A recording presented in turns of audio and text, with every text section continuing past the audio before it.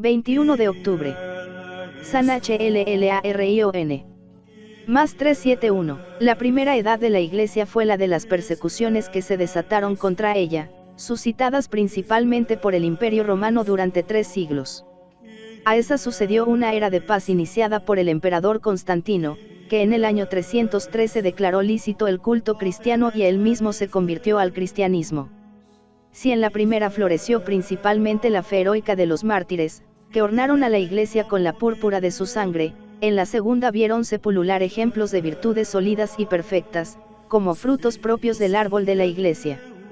El día 21 de octubre celebra esta la fiesta de San Hilarión, abad, nacido en Tábete, cerca de la ciudad de Gaza, en Palestina. Su vida es admirable por resplandecer en ella la supremacía del espíritu y la fidelidad en seguir los movimientos de la gracia, que ora le lleva al desierto, viviendo largos años en la contemplación y deshacimiento de todo lo que halaga a la carne y a las pasiones. Ora le hace dedicarse a hacer el bien a aquellos que, subyugados por su ejemplo, le piden que les deje imitar su vida bajo su dirección, y a socorrer milagrosamente con actos de caridad espiritual y corporal a las gentes afligidas que acuden a él implorando su socorro. La fecha de su nacimiento no consta abiertamente, pero podemos deducirla por el acerto de San Jerónimo, de que a la muerte de San Antonio, en el año 356, tenía Hilarión 65 años de edad. Llamó poderosamente la atención, en todos los países por donde discurrió, por sus grandes virtudes de abstinencia, recogimiento, oración, humildad, caridad y estupendos milagros, y liberación de espíritus impuros. Algunos han negado su historicidad, creyéndolo un engendro de la imaginación de los primeros siglos cristianos, pero eso es insostenible ante el testimonio concorde de los escritores más autorizados. San Jerónimo, sobre todo, en su Vita Patrum, Migne, PL 3,29,54, San Atanasio, San Epifanio, Sosomeno, que dice que él mismo estaba emparentado con Hilarión, Surio, Metafrastes, Lipomano, Esiquio, discípulo e íntimo de Hilarión, cuyas citas pueden verse en Acta Santorum, Oct. T9 pp. 37 ss, compiladas por el padre Víctor Van Broek, S.I., el cual reproduce la Vita S. Hilarionis, de San Jerónimo, tomada de varios códices de Bruselas. Y últimamente el profesor Juan Pedro Kirch, catedrático de Arqueología de la Universidad de Friburgo, da cuenta de un ejemplar descubierto por Papadopoulos Kerameus, de una vida de San Hilarión, escrita en griego, de Catholic Encyclopedia, Nueva York 1920, T7 pp 347,348. Aunque era palestinense, no era judío, pues los israelitas tenían sus confines muy delimitados.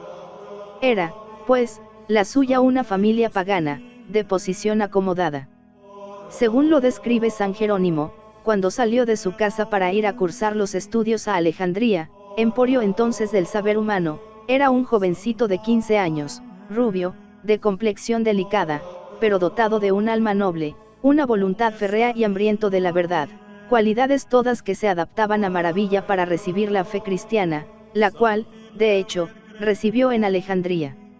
No tenemos pormenores de su conversión, podemos suponer que entre sus condiscípulos los había cristianos, que no serían los peores en su conducta ni los menos distinguidos por su aplicación y aprovechamiento en aquella sede fundada por San Marcos, ilustre por el martirio de Santa Catalina y cuna del gran doctor de la Iglesia San Atanasio.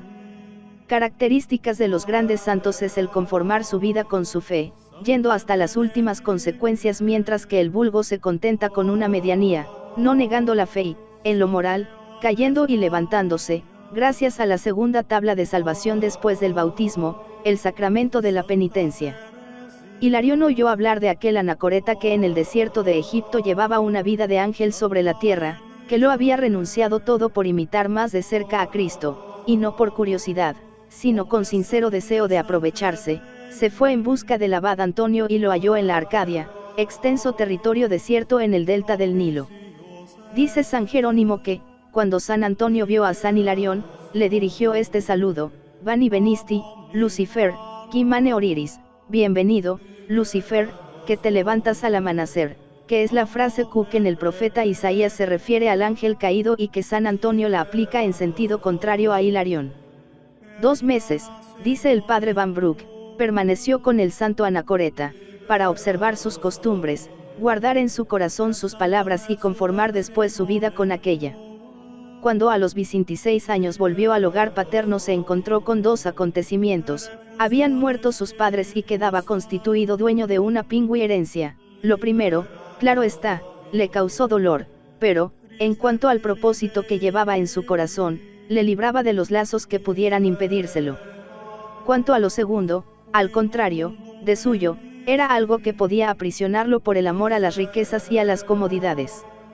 Pero tenía presente el ejemplo de San Antonio, que, joven como él, había seguido el consejo divino: ve, vende cuanto tienes y dalo a los pobres, y ven y sígueme, Mt 10:21, y así lo realizó. Se estableció en el desierto de Mahuma, cerca de Gaza, y allí observó un género de vida similar al de San Antonio. Vestía una camisa de pelo de camello, una túnica exterior tejida de lo mismo y una cogulla. Es la de la abstinencia la virtud de que le convierte en uno de los más notables santos de la Iglesia, no porque no lo sea también en otras virtudes, ni porque sea esa virtud la que sobresalga entre las demás, sino porque él se señaló como nadie en dicha virtud. He aquí cómo la puntualiza el padre Van Broek, tomándolo de San Jerónimo: de los 21 a los 23 años tomó un plato de lentejas al día, de los 23 a los 25, solo pan con sal, de los 27 a los 30 inclusive se alimentó de hierbas, de los 31 a los 35 tomó al día 6 onzas de pan, de los 36 a los 63 años añadió aceite a su alimento, y de los 64 a los 80 se abstuvo del pan. Esto constituye ya un verdadero milagro, pues no lo pueden realizar las solas fuerzas naturales, emprendiendo, como emprendió, largas jornadas y conservando su claro juicio, por lo cual fue apreciado por gente conspicua como San Epifanio, obispo de Salamina, Chipre; Dracontius, obispo de Hermópolis; File, obispo sirenense; y Siderio, obispo de Palevicenum. Además evangelizó el país de los nabateos, dejando muy bien dispuesto a su jefe Elusates para su ingreso en la iglesia. A un hombre que así castigaba su carne para rendirla al espíritu no es de admirar que Cristo le diese poder sobre los demonios y sobre la naturaleza, como en el milagro de las cuadrigas de las ciudades de Gaza y Mahuma, donde haciendo rociar con un vaso de agua los carros, caballos y auriga de los de Mahuma, hizo que vencieran en velocidad a aquellos. Ese poder estupendo fue lo que, no queriendo admitir escritores positivistas, optaron por negar su historicidad. El deseo de huir del aura popular que lo admiraba, así por su virtud como por sus milagros en curar las dolencias del cuerpo y las posesiones del demonio, le hacía ansiar la soledad, y, finalmente, la amenaza de Juliano el Apóstata, que había ya destruido su monasterio de Mahuma el año 362, le obligó a embarcarse en el puerto de Alejandría en la primera nave que partiera y que fue con rumbo a Sicilia. Sus milagros le delataban siempre, y así hubo de salir de Sicilia, desde donde pasó a la Dalmacia, estableciéndose en Epidaurum, con Esiquio. Allí le hizo célebre un gran milagro destruyendo por el fuego un dragón que hacía allí gran estrago. Deseoso de vivir desconocido, partió para Chipre juntamente con Esiquio, al que envió a Palestina para visitar a los hermanos y ver las cenizas de su antiguo monasterio. Establecióse en un lugar fragoso llamado Bucolia, donde no había cristianos, sino gente feroz, pero los amansó su virtud y la curación de uno de sus jefes. 5 años permaneció en aquella soledad, al cabo de los cuales, sintiéndose morir a sus 80 años, dejó escrito brevemente a Esiquio que le dejaba su evangelio, su túnica, su cogulla y un pequeño manto. Corrió la voz de que moría el santo y acudieron a él algunos cristianos de Pafos, que pudieron oírle: sal, sal, alma mía, ¿por qué temes? Ya cerca de 70 años que sirves a Cristo y temes. Y con esto expiró.